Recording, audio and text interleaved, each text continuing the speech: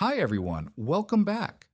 Ever woken up one day to the realization that the person you married no longer sees you in the same light as they once did?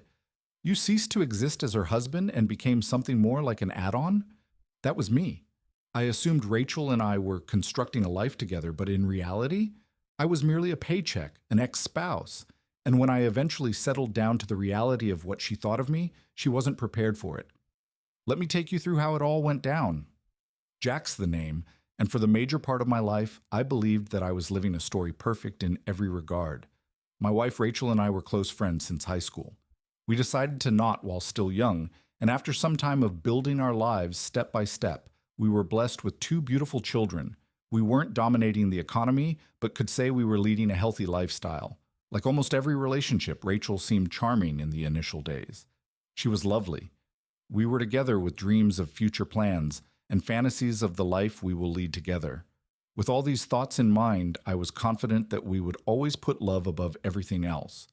Irrespective of how challenging life becomes in the future, we will find each other again. But I was wrong because love is not a simple matter of history. It is about effort, and when effort ceases, history is pointless. Back then, however, I did not see it. Instead, I thought it was just a rough patch after all. Life with kids was challenging for the both of us. At some point, however, the affection, the conversations, and the times when we were not mere parents started to wither away. When I would try to cuddle at night, she was always way too tired.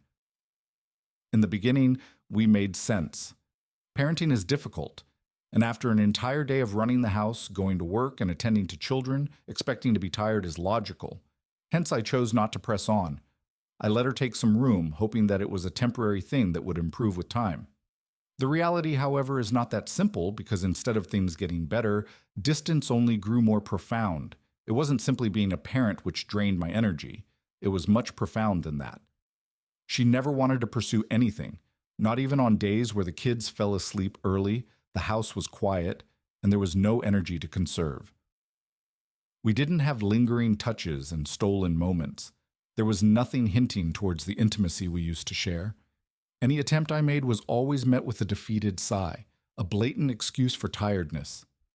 Even when the topic was brought up, I was dismissed from the discussion. To my relief, at least I knew where she stood, which was better than nothing. Everything changed. We now have kids, she muttered as if it were set in stone. Marriage does change people. Unlike before, romance and intimacy need not be focused on. The conversation that needs to be the foremost priority is the children, and it merely stopped at that. Thus, I suggested therapy because I need help just as much as her. At least now, I would have the chance to control the convo instead of getting it constantly brushed off. I thought that with a neutral third party, we would be able to have an honest discussion. The second I suggested it, as I said, everything changed. She looked at me like I had just insulted her. She said as though I offered a way for us to fix things, and she was being insulted instead. Her expression twisted with rage, and before I could even give my reasoning, she snapped, "You are overreacting and there's nothing wrong with us." That response was a slap in the face. It was not just how she rejected the idea, it was the amount of aggression that came with so broadly touching claim. She did not even give it any thought. She did not ask what made me think it was necessary at all. She got defensive, like the suggestion of therapy was somehow her being offensive towards her. Things were fine for her, not for me.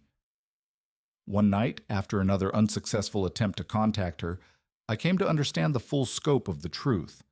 It was not merely that she was busy, occupied, or tired. She was preoccupied with other matters and neglected me. Simply put, a co-parent, a provider, a familiar face who made life easier but was not worth any trying an extra effort. I was useful but unwanted, reliable but not desired. A few things began to change within me after this epiphany. If this was how she perceived me, then the effort she imagined I was putting into our estranged relationship was essentially pointless. So I stopped waiting on her to realize the effort I so desperately wanted her to notice.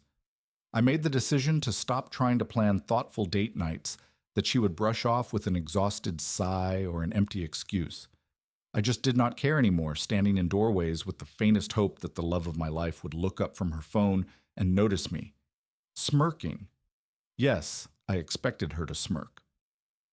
I was done with trying to have interesting and more heartfelt, intimate discussions where the only response was a blatantly apathetic, dismissive nod. I poured everything I had left into hoping that we were still a couple, if not in love, but in the spirit of raising our children together. In truth, she did spend a good number of years convincing me that a husband was not something she desired or needed. Okay, then, if all she wanted was to see me a father figure, then that was all I was willing to be, nothing else. So I adjusted. I limited my conversations with Rachel to parenting issues only. I never inquired about her day, her opinions, the last time I went to bed before her, and so much more. I provided her all of it and actually much more than what she demanded. Still, I did not remain inactive. I reconstructed the relationship. I started existing for my personal self and not for a marriage that had become utterly one-sided. I enrolled myself in boxing lessons. I took on photography as a hobby, one I had been passionate about but never had the courage to pursue. I opened up an Instagram account where I uploaded pictures of my fitness journeys, my travels, and time spent with my children. Life was so much fun, and I was loving it. And as much as Rachel didn't seem to care at first, the people outside the house definitely did. At first, Rachel didn't step back and recognize anything was out of the ordinary. My repeated attempts had led to a pattern wherein I was the one reaching out all the time, so once I decided to stop reaching out, it did not register. After some time, however, the changes began to become evident. And then, there was that chunk of information that was the most surprising part. Other women started knowing me. She witnessed it through my Instagram. I put up pictures from my outings and my workouts at the gym. Women were commenting admiration or compliments, and to their surprise, I was replying back to them. I was enjoying my life, and the best part was there was no Rachel in it. At this very moment, Rachel started experiencing the loss I had been drowning in for many years. One night, she snapped. I was just returning from the gym looking to get some rest when all of a sudden she decided to have a talk. Why do you think these women are all over you? Why pay them any attention? I remained unbothered, as I said. You were not interested when it was my time to get your love, and do not put restrictions on me when it comes to who gets my attention. That was the moment when the panic cut in. I remember very vividly that it was her eyes that gave it away, the understanding that she had taken my efforts too far. She wasn't just angry with the other women. She had realized that she had lost something much more precious. The man who was head over heels in love with her, the man who literally fought for her, was simply nowhere to be found. And it was astonishing how she was so oblivious to the reality of it all unfolding right in front of her. She moved in to grasp my hand, something that had been executed by her a long time ago. I beg you, she said softly. We can fix this, just please get rid of them. For the love of all, there are no strings attached, and so we can begin anew. The concept of starting fresh did not in the least bit tempt me. The reality is, there was utterly nothing I was feeling. It was just another day when I logged into Instagram to check notifications and scroll through pictures. But this time round, I noticed a little something out of the ordinary. Rachel was replying to the women leaving flirtatious comments on my pictures. Not only was she replying, but she was demanding them to leave because I was a married man. It was amusing, almost.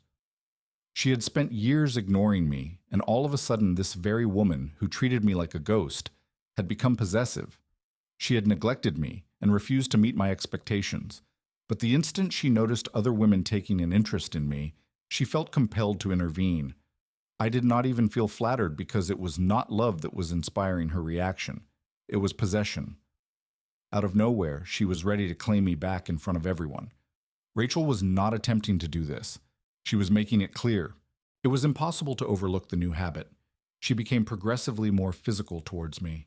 Little touches that she had refrained from doing for years. As she passed by me, she would stroke my palm with her hand. When we sat next to each other, she assumed the position of leaning closer to me, almost as though I was a magnet. As she spoke, her hand found its way to my chest, a place she had never before allowed her hands to rest. During this time, she went back to making my favorite delicacies, the ones she had tried making when we were enjoying ourselves during the initial stages of our relationship. All of a sudden, she started showering me with praise concerning my appearance, ranging from the haircut to the fitting of my shirt on my body. It was as if she had transformed into the wife I'd fantasized about for so many long years, the one I had courted for so long. Then there was the violent affection. For ages, she feigned being a bit too worn out, a tad too busy, or simply uninterested. Now, she was the one reaching for me to come closer. One day, I saw her sitting on the edge of my bed, with a gentleness and softness I hadn't seen in years as I readied myself for sleep. We used to have something so beautiful, and I genuinely miss all of it. My feelings were completely muted for the first time in years. There was no ache for the woman I loved and adored, sort of like how she felt for me. There was only this liberating cold, an absolute finality that detached me completely. I was done, and move on I shall. That didn't seem to bother me, nor did the earnest thought of closing this chapter. I had given you years upon years to love and care for me while coaxing you to meet me halfway in my efforts. The path forward seemed apparent. You did not bother to pay attention, and now I certainly do not. I shall take on the task of focusing on the kids like you wanted, and the hope I have is that you let me do this. I was watching the realization that struck her descend the moment I spoke those words. Her expression fell apart. It looked as if she intended to complain, to retract what had transgressed, and her jaw slackened. She attempted to clash with me and grasp for some potential justifications which, to me, seemed rather banal. She felt stressed, overwrought, fatigued, that she was caring, that it wasn't her intention to do so. But I had experienced all of it. The late evenings where she did not acknowledge my presence, the feel of disregarding my sentiments, her focusing on literally everything else rather than us. And as of now, none of it counted. There was not a single thing to struggle for, to redeem. She was finally willing to discuss the topic that I had been pleading for. But frankly, I wasn't. Rachel understood finally that she had not lost me because of some other woman. She had lost me because of her own unattended neglect. The me who once had the most wonderful love for her no longer remained. I do not consider myself to be cruel towards Rachel. I do not have any grudges against her. Those feelings have faded. I became just another co-parent, and that is all that she was going to see me as for the foreseeable future. The house is still occupied by the two of us, however. It feels as though it's empty. And now she was left with the consequences of the part she had coerced me into. In my words, never argue or beg if someone takes your love for granted. Just become the image they have carved of you. Unlike me, that's how I went about my life. So, my wife treated me like a mere co-parent. I chose to accept that about myself. And believe me, the moment I accepted being the husband she disregarded and chose to solely give her the version of me that she seemed to want was the moment my life changed. Treat your wife like a duty for long enough, and she will regret it when you stop treating her like a priority. Love is eagerly trying to be won over by virtue of artificial affection that one opts to put out. I made countless efforts to reconnect, to get in touch with the man whom she gazed at lovingly, but love should never be forced out of someone. A person not valuing you will render any effort that you put in useless. The second I made the decision to stop running after her attention, to willingly accept that I was merely a co-parent, that is the moment where she began to notice me again. Hilarious, isn't it? Let me be clear, I'm no longer waiting to receive love. My children, my life, and my happiness were of utmost importance to me. Too late for her, when she recognized what she had lost, it was already gone. She desired to reclaim the version of me that I had chosen to ignore for years, and unfortunately, that man was a fantasy. To be brutally honest, this is going to be very difficult for my wife to digest. I love the special treatment I receive outside my marriage. I am seen, looked up to, and acknowledged as an individual. I have made connections with men and women that appreciate me for who I am. With them, I don't feel like I'm begging for even the most basic of respect for the first time in years. These individuals do not see me as a mere salary payer or a parent figure. They enjoy my company, listen to me, and respect me in a manner I never realized was absent in my domestic life. And Rachel, to be honest, at this stage I don't particularly care what decision she chooses to make. I stand neutral on whether she leaves or stays because it makes no difference to my life. The fact is, I do not trust the sudden change of my ex-wife's behavior. The fact that she had to see me being valued by other people, to be reminded that I am worth something, tells me everything I need to know. Love and respect ought to be unconditional. If she couldn't appreciate me when I was giving her my all, why would I trust her now? As far as I am concerned, she means nothing to me as of this moment. What is the worst thing that can happen? Divorce? If the only thing holding a marriage together is one side pleading for affection, does that even count as a marriage? In my situation, what would you have done? Let me know in the comments below.